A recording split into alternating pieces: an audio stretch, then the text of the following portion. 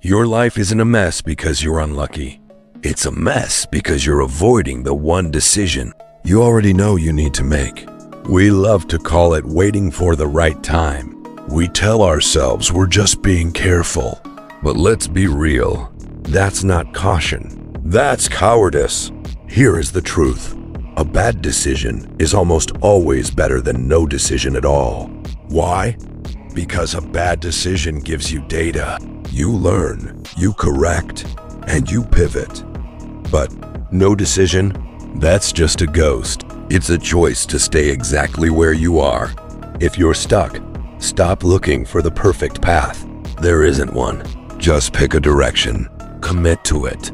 Move. Anything is better than standing still while life passes you by. Stop waiting for clarity. Build it by choosing. Make the move.